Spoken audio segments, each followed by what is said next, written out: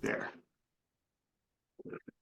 Anyway, I'll just play you this tune. It's kind of a funny tune, but apparently it was he heard a concerto and because he was at a manor house of some aristocrat or something like that from a European person, and they asked him what he thought of it, and apparently he just sat there and played this.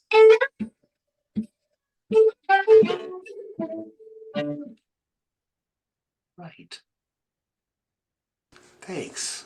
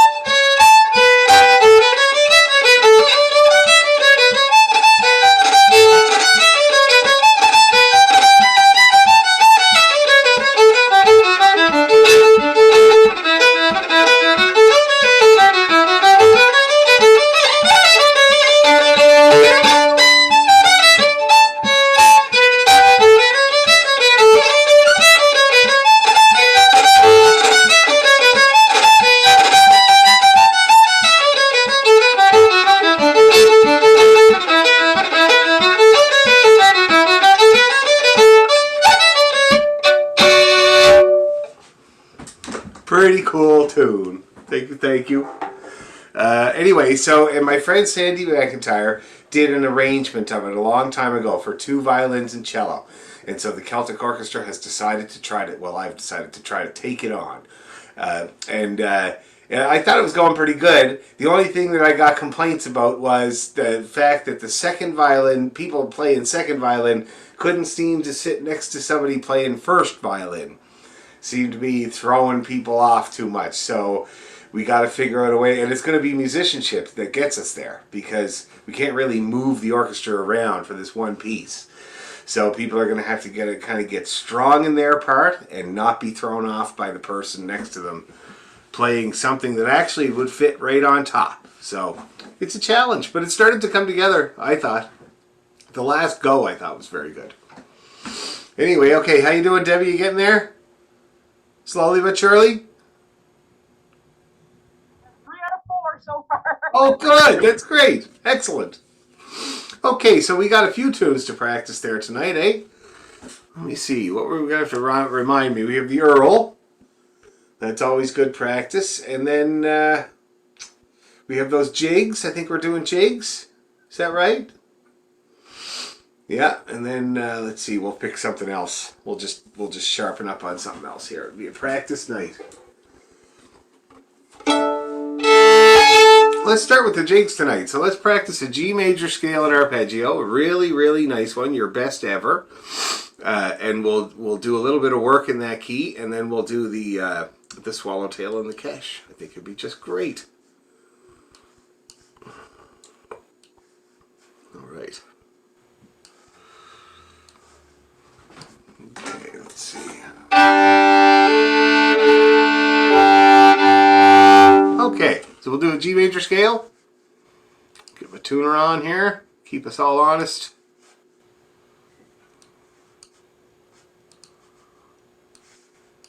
There we go. I meant to put myself. I don't like looking at myself all the time on the screen. It drives me nuts. It's like way too much Dan. Let's try to put myself off the screen. Okay, G major. Here we go. 1, 2, 3, go.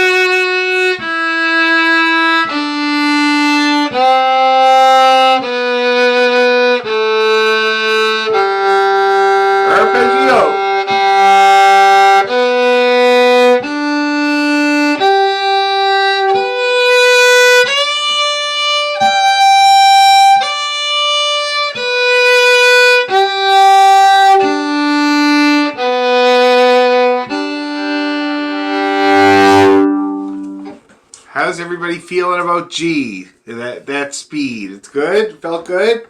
Let's do it again right away and lock her in. Okay. Same speed. Ready, 2, 3, go.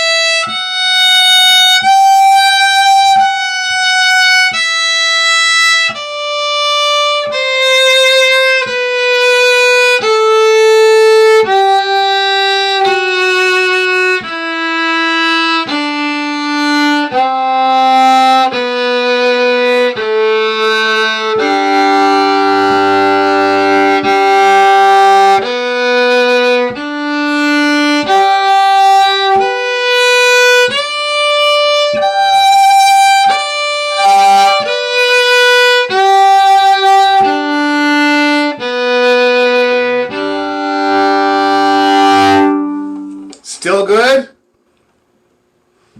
Faster. 1, 2, 3, go.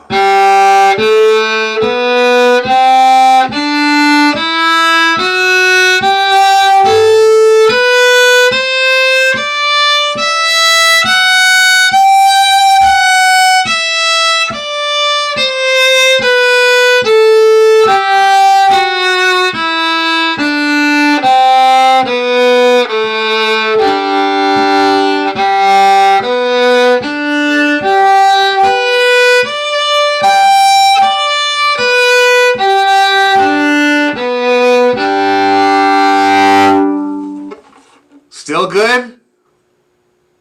Little faster. 1, 2, 3, go.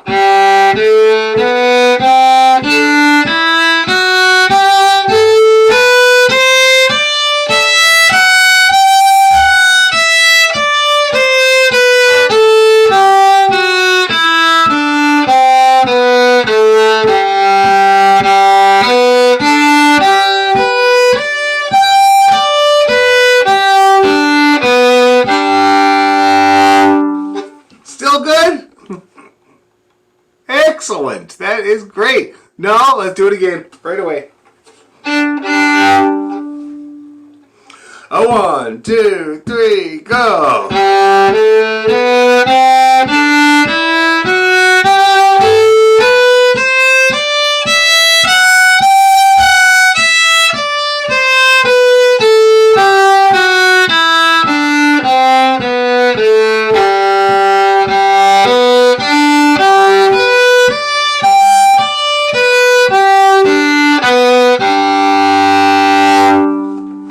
Yeah, better? Okay, great. Excellent. Getting strong. Okay, so the swallowtail and the kesh. Let me see. How fast did we have it?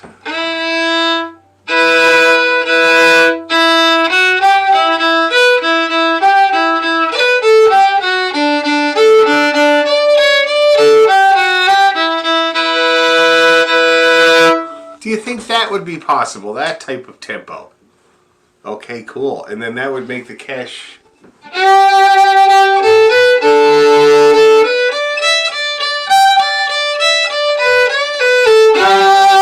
And etc. like that. Now let's see if we can do 2 times each. Now we're going to go for eventually 3 times each with this stuff because that's kind of the usual, especially for the Irish. And not only that, it's a chance to work on your stamina with your right hand and for some people your left hand. Like it can be really get hard after a while. So, and we got to get used to playing, so the usual set of tunes is 3.5 to 5 minutes of straight playing. And so it's good to build yourself up to that ability, okay? So 2 times each is plenty for now. I'll count us in. 1, 2, 3.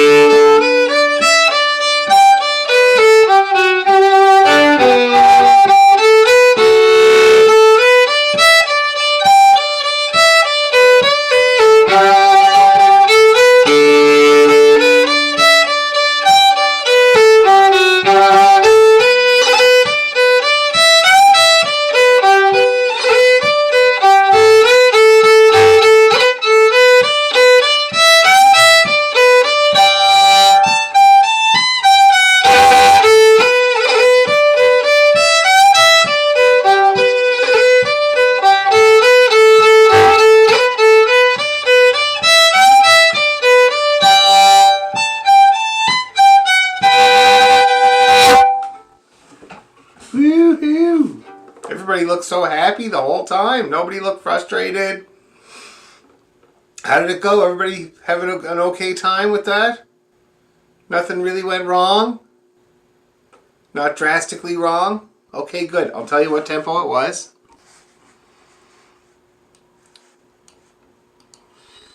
Let me see.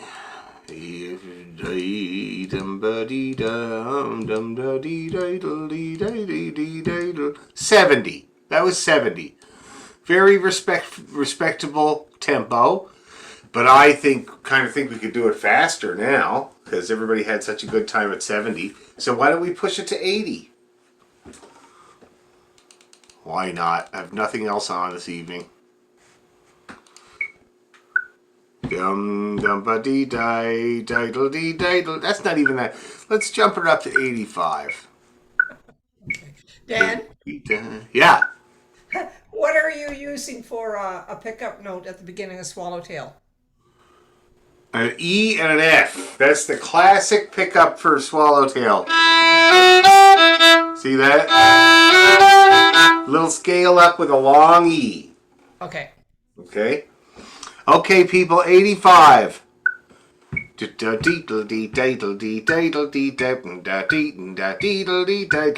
this is good. You're going to definitely notice the tempo here.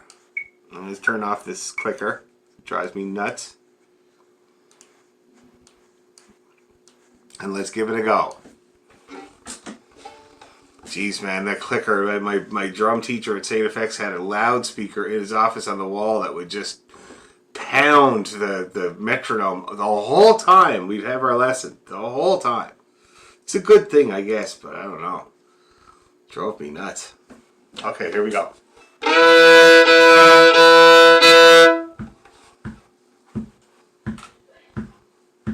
One, two, three.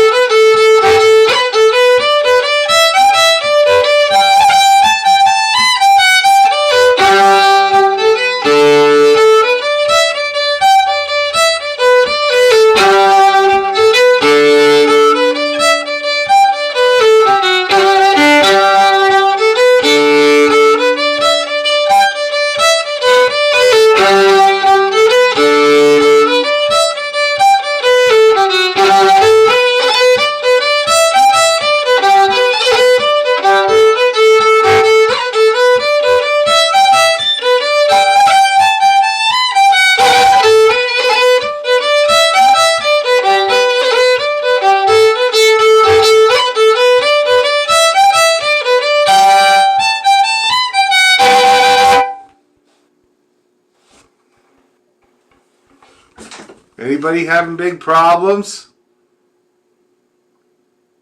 No? What's that, Heather? Just on the cusp of being able to play it coherently or something. Just like it's just that's the challenge tempo for sure, especially for the Kesh. So that's the aspirational? That's the aspirational. Okay, so you're able to do it, but with a lot of difficulty. Yeah, it's some of it's in here, and I Yeah. could look away a little bit, but yeah, it's on the cusp for sure. Hey, well, that's great to know. 85, though, is respectable for sure. How about you, Debbie?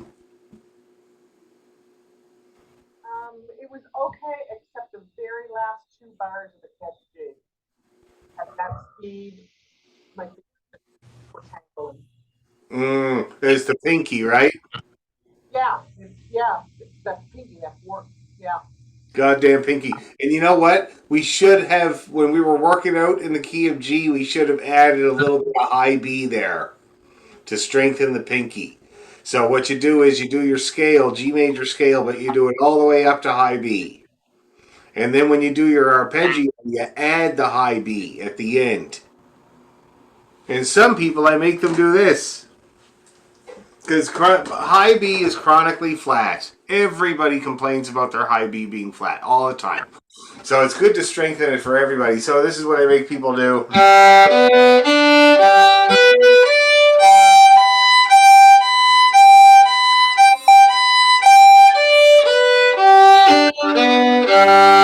See that? Just a little bit of work reaching up there. Helps you to not allow your hand to go up with you when you reach. And it helps you to use your pinky because, you know, we don't use it very much. It doesn't get much practice. So it's kind of, I don't know about you, but for my hand, my pinky a lot of the time stays down here. See that? And it should be up here, ready to go, but I just don't use it that much, so it ends up being down here. Okay? So it's good to, just saying that because it's good for everybody to strengthen your high B. It's a problem for everybody. Okay? And that could kind of unlock it at that tempo if you're not wondering about it or if your pinky was a little stronger. Okay? How about you, Lena? How did you do? So the swallowtail was great. I could actually do the swallowtail faster because I have that one memorized.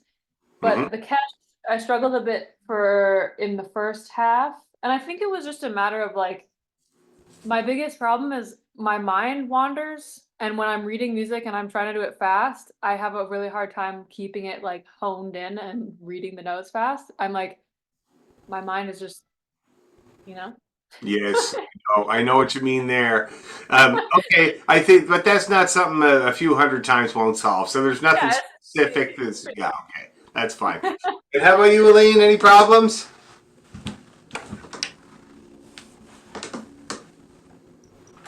I'm sorry. I guess the first part of the A section of the Kesh, it took me a while to get back to that, and Oh, okay. particularly the first few measures.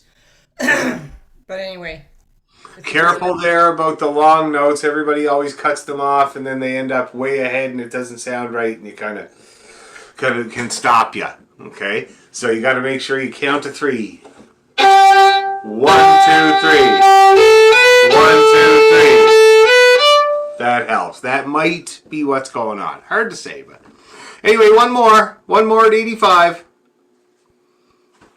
And it will be aspirational, but that's okay.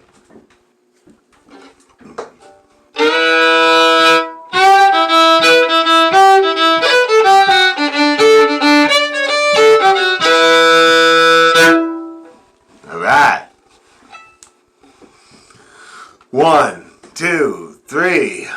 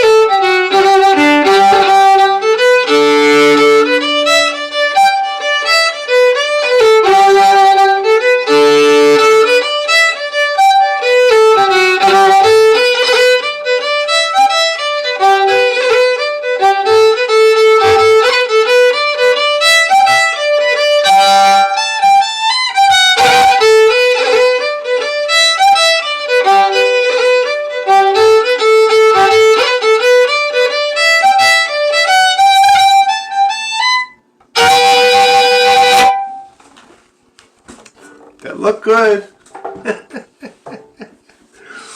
Any better for the people that were kind of at the cusp? Was a little better? Oh, it's good. That's great. Keep working on it. Yes. So I'm experiencing something. Oh. My hold, without me knowing it, my hand moves when I'm playing. Yep. And it's so I start every tune trying to hold it proper, and I end up here and with the pinky just like so and then sometimes it, because when when I let it do its thing, I'm struggling to keep things from squeaking and whatever. So then I'm like trying to pull my hand back and like moving my hand around a bunch while I'm playing. Yeah. How So, does it matter, like the bow hold staying where in one place? well, it all really depends on your outcome. So, like, I mean, I end up holding my bow. You can really kind of see where I hold it from my finger mark because my finger goes right around the hair and everything. So it's kind of up around there. See that? Oh yeah. So Yeah, it's that's up kind there. of And lots of people do. If you're spending most of your time in this part of the bow, it's you can do that. You can kind of choke up a little bit. You don't need your pinky at all, and you can. And I end up doing that a lot. Like my pinky only goes on the bow when it hits the halfway point, because the only job of the pinky is to counteract the weight of the stick. That's all it does. So when you're down here, you don't need it. Okay, now here's the other thing I'm going to tell you though. If you're experiencing squeaking because of your bow hold, it's probably a couple of things. First of all, it's fine to like it's good to hear that your hand is moving around a little bit because it means that your bow hold is nice and loose. This is really important to have a nice loose bow hold. But this finger here always has to try to curl right around the stick like that. Knuckle on top. If it straightens, and when you go to bring weight down, it moves the bow around. See that? Kind of. So when you're playing, and if you're up there and you're kind of like this, then you're going to kind of have force on the bow that you don't realize is going to move it around. It also lets it move around because when my knuckle is around it solidly, it's not going to go like this, right? But when my knuckle's like this, it can easily go like that, no problem. Might be what's causing it. Does that make sense? yeah, good info. Pay attention to your first finger. I would say would be the most important thing with the bow hold, especially if your pinky's off, because that's going to be your main kind of action on the bow is that first finger. So see what that's doing when you start to experience this kind of squeakiness going on. Okay. Okay. You could also just be too close to the bridge. Number one cause of squeaking: too close to the bridge. Yeah.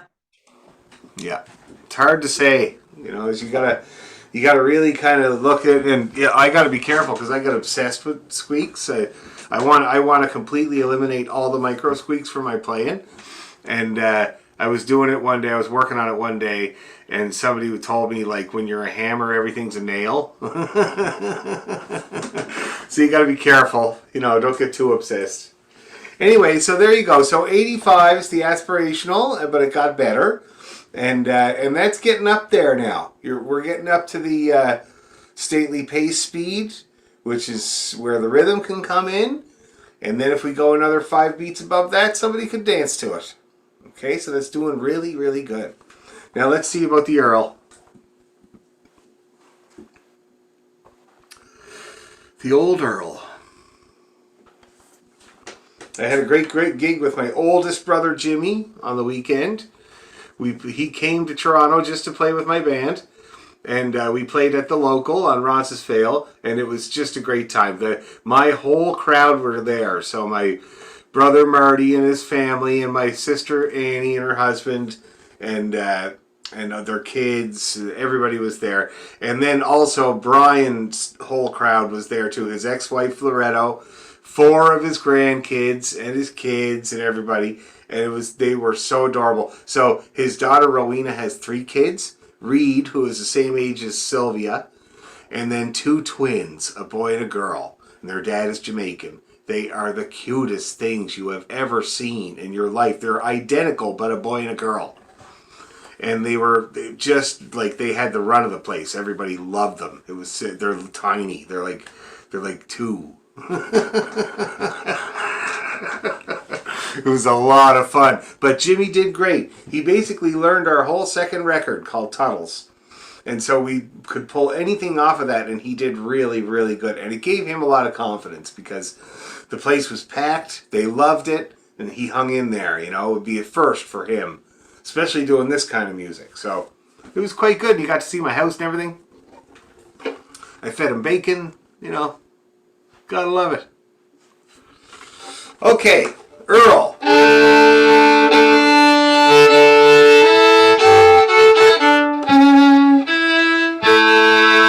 And she's slow, which is nice. We'll take it easy.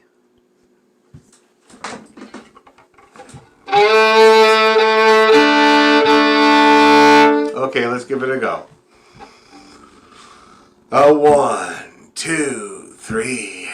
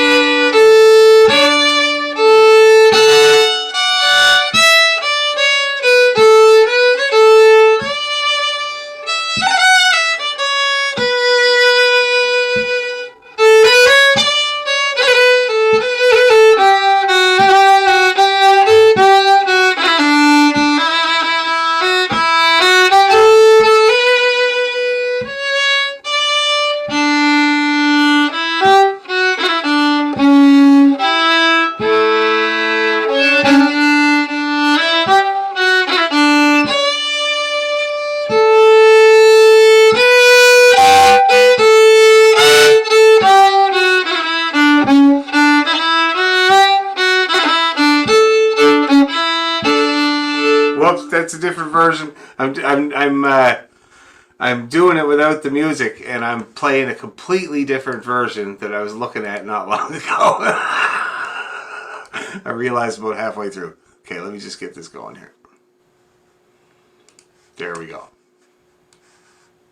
Okay, one more time.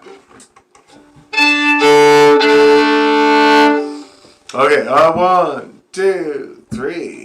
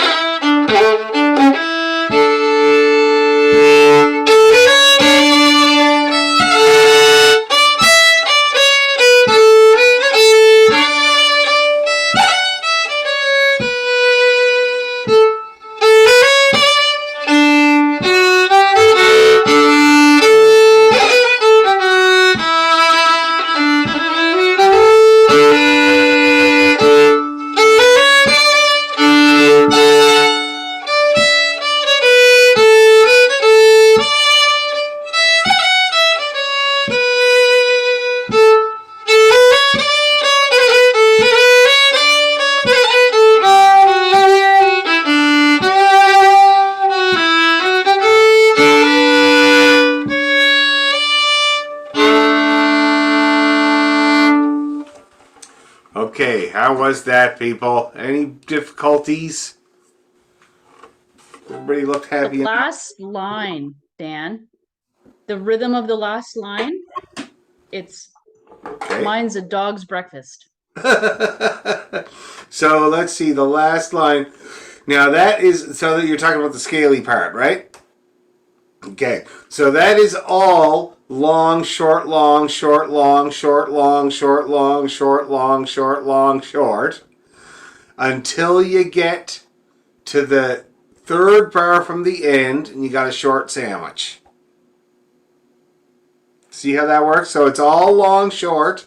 There's 1, 2, 3, 4, 5, 6, 7 of them, and then you do a short, long. Does that make sense? That seems easy to remember. After that, you got a short sandwich, but I think that's pretty easy. Okay. Anybody else have any problems? Anybody have to stop? I stopped a bunch, but I was trying to memorize it. That's what I was working on. So I think I didn't look at at first I was confused because I thought I was like, oh, is he playing a second fiddle? And I was like, trying so hard. And then he corrected it. So I was like, oh my God, I thought I was going crazy for a second. Yeah.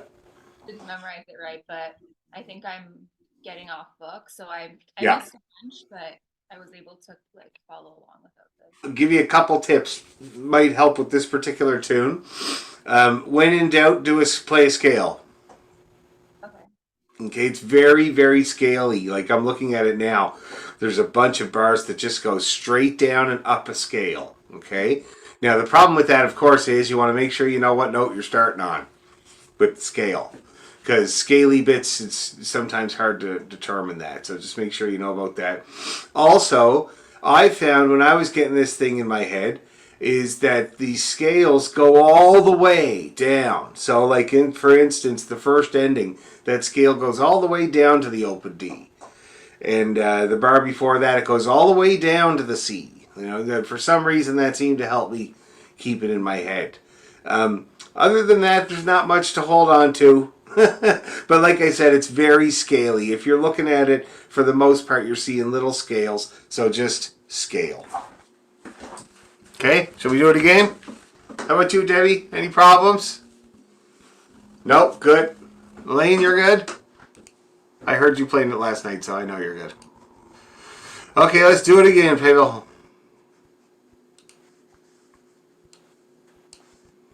Diddly-die, diddly-dum-dee-to.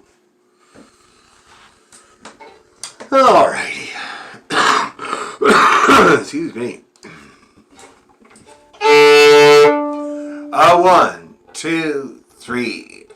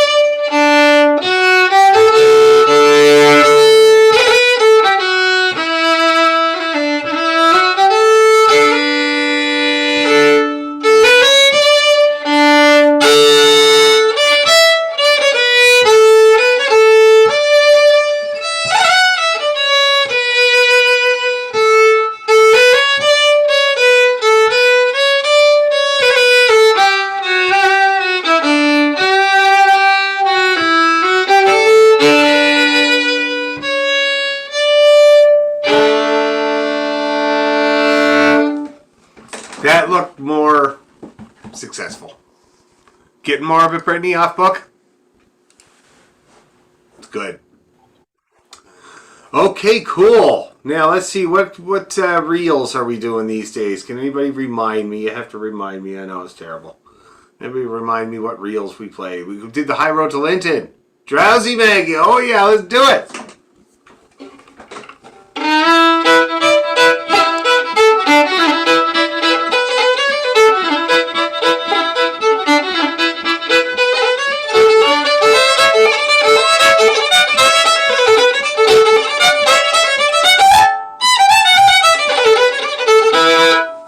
The boys went to see this band there last night called Talisk. I don't know if you've ever heard of them, but they're like a Scottish band with a Scandinavian kind of element or something like that. And anyway, I saw them. They were playing here in Toronto. I can't remember where they were playing, but it was not far from Ross. So he was like, I'm going to go down. And him and Brian went. And I saw them at Celtic Colours a couple of years ago. And it was pretty cool. Like they were playing... The guy plays concertina, the main guy, and he's playing this tune, and then he's kind of improvising on the tune, and it was quite cool. And not many people do that, and I thought, wow, that's great. And then I saw them a couple nights later, and the improvisation was exactly the same, note for note. Disappointment.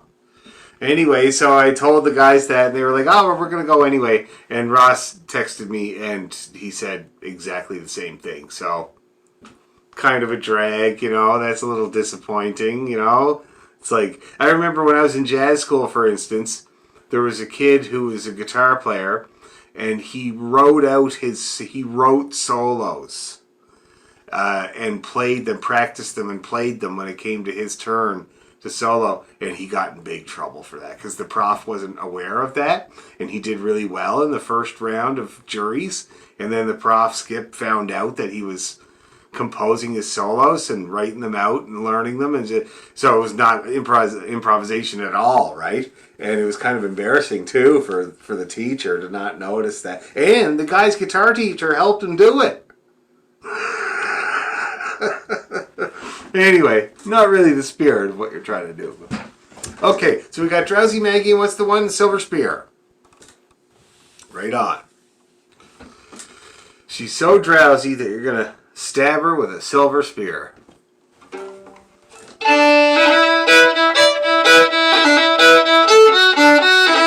Now I wonder how fast we were going last time. How fast did we get up to with the old Drowsy Maggie?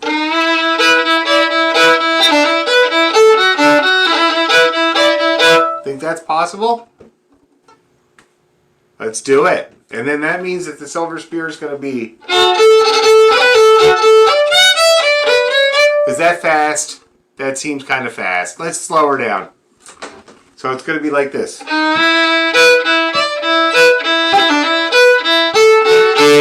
That'll work. Okay, and then that means it's...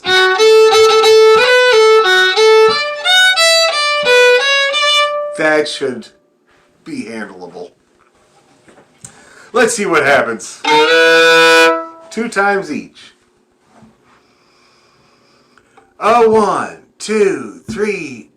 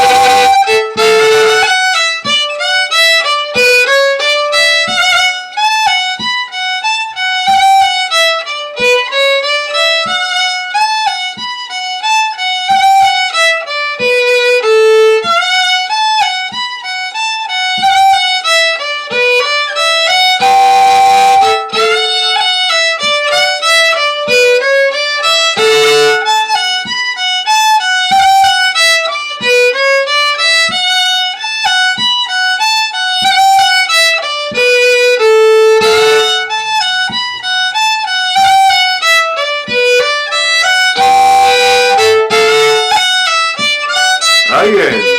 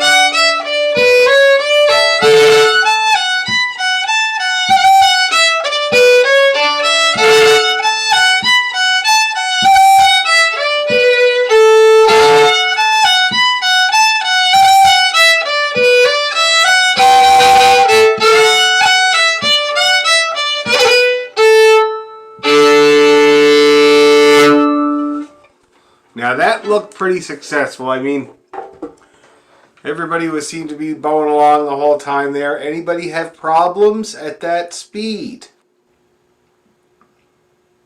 No? Great. Tiny bit? Okay. Mostly the second tune, I bet? Or, yeah. It's a more challenging tune. Okay, let's up it a tiny bit then. So that was, for your records, Dumpy tickety diddle dum dee dum dee diddle diddle diddle dum dee tickety 55. It's pretty slow. I don't think anybody would dance. So let's up it to, say, 60. You know, it's funny that Sylvia's school, I went to pick her up yesterday and everybody was like, I saw you. And her class had Jocko Bacco, the guy from Cameroon who played on my record. Her school had him for a couple days, and he played them a video of us, me in the band, playing at Harborfront, and it was really great. And she said, yes, I saw a video of you, Daddy. You were playing the fiddle. You were dressed up in colorful clothes with no shirt on underneath. And I was like, yep, that was me. But anyway, it reminded me of when me and Jocko and the guy from Ghana, Walter, we have a little band and we're trying to put together the Scottish-Irish stuff with the African rhythms because it's really cool. It seems to be coming together. And we're putting this together and the groove is great. And then we get finished and Jocko says, this is fun, but if we go over to Africa and play this, nobody's going to dance. Then the guy from Ghana was like, I don't know, man. I think they might. And it was a very interesting little conversation. Okay, a little bit faster. So we're going to try it at 60. Sounds like this.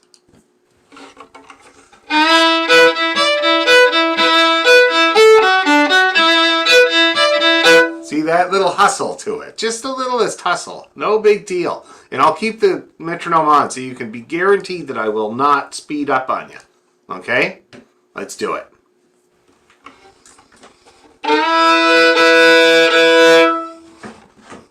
One, two, 1, 2, 3, go.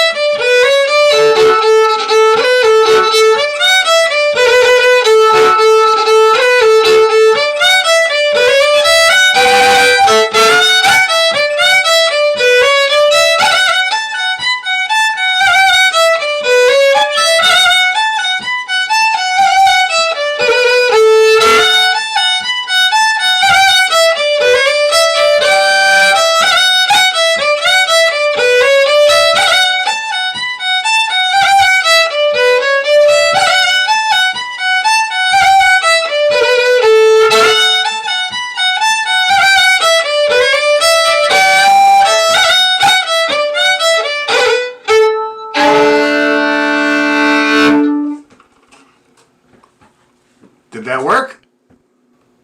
Did 60 work? Kinda? Great. Okay, that's what we're going to work towards. We'll get it on up there. Now let's see. I was thinking while we were playing that, wouldn't be too bad to practice some Strass bass. I was trying to remember which ones we did. So I'm going to look down at the Google Drive.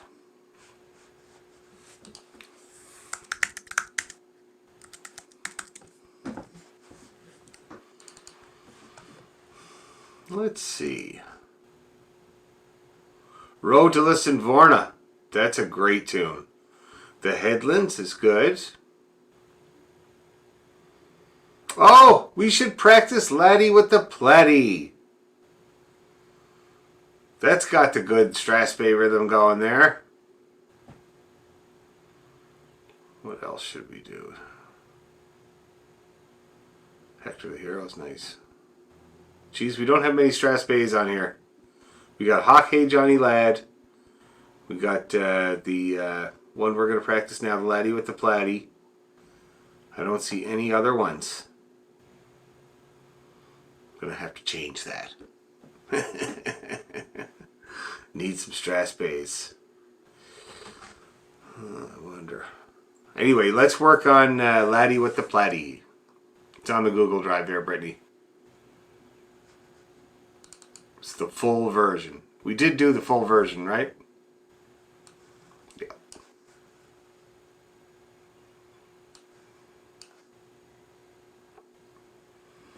Dum-dee-dee-dum-dee-dee. Oh, this is such good practice.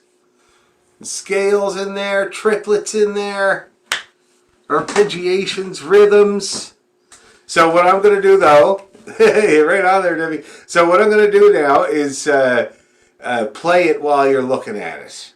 Okay? Take it easy, just because I don't want you to get alarmed. Brittany, you're probably looking at like what looks like a page covered with dead flies. But it's okay, don't be afraid, it's no big deal. It's another scaly one.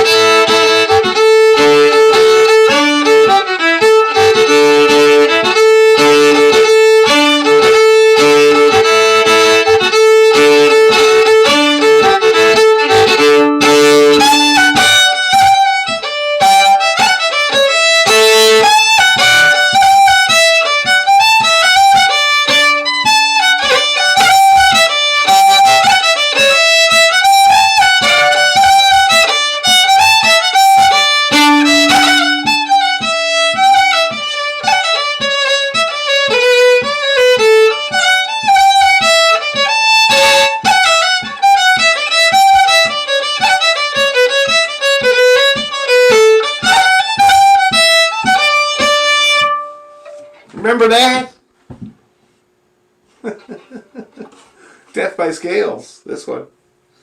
Anyway, so we'll just have to remind ourselves of it and see if we can figure it out. We'll go slow. It's a slow. It's not. I think, is it a Strathspey? I think it's a Strathspey. So it would get up there a little bit, but not much more than what you just heard. Anyway, let's give it a go. Let's see if we can remember it. We'll go nice and easy. Okay. 1, 2, 3, go.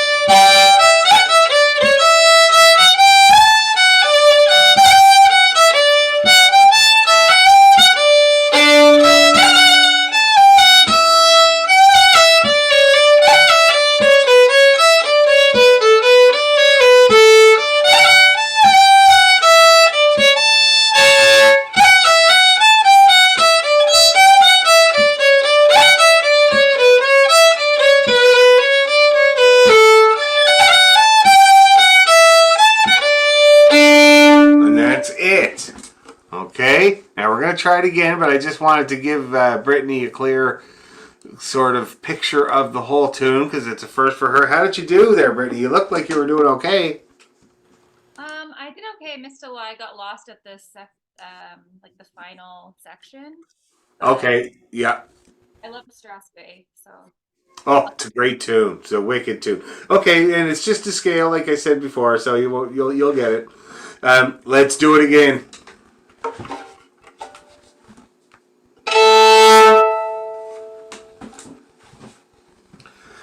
Okay, 1, 2, 3, go.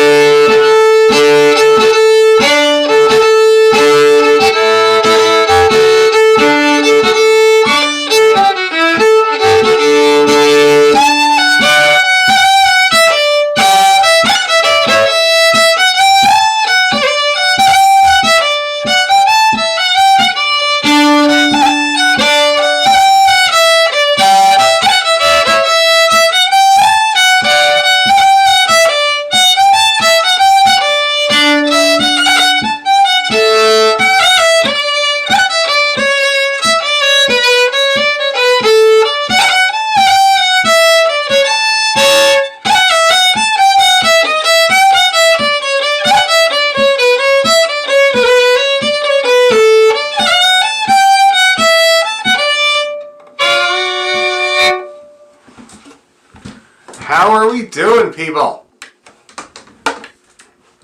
We getting through it? Kinda? Anybody have any comments or questions or concerns or complaints?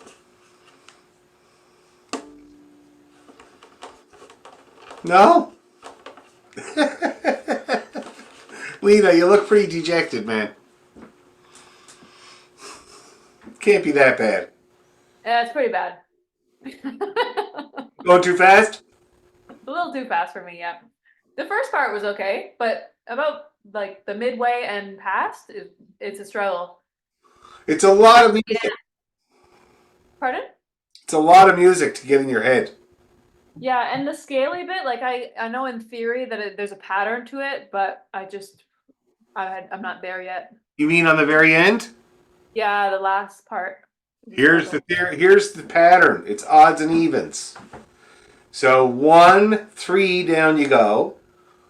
Open, 2 down you go. 3, 1 down you go. 2, open down you go. You getting the pattern now? Yeah, I do have it written in. Yeah, it might help because we've been working on that kind of, the odd half of your hand and the even half of your hand, like the Hierodolinton, for instance, the second part, This is very similar idea. So it's kind of like arpeggio. So 1 to the 3, open to the 2, 3 to the 1, 2 to the open, 1 to the 3. See that? Yeah. Lessens your variables. And then with the other scaly bit, it's exactly the same except with extra notes. Just fills in. Yeah. Okay, hopefully that helps. Anybody else have anything they want to add before we try it again? Anything to add or subtract? Sorry? Part C. Let's see, A, B, C. Yeah, it's not my favorite part, I gotta say. It's because it's very much like the second part. And I think that it's kind of an expansion on the second part. And it's hard. I find it really hard to get that in my head, that particular part. But it's all D major arpeggio. If I look at the whole first bar, all of the notes are from the D major arpeggio. F, A, D, A, F, A, D, A. See that? That might help because you've practiced D major arpeggio a lot. Okay? And then the same thing happens in the third bar. Same exact arpeggiation. Might help. Anything, right? Anything. Okay, let's try her again. A little slower this time. It's a long piece.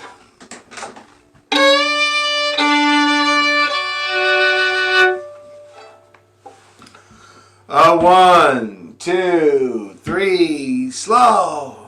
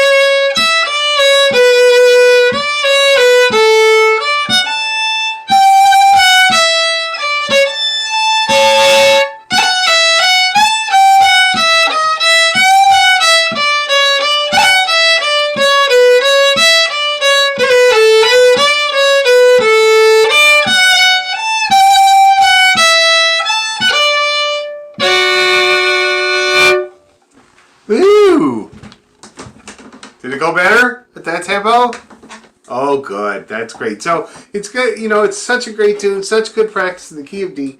We will definitely continue to practice it until we get it up to speed. I think we could get it up to speed. The potential speed for a tune like this is...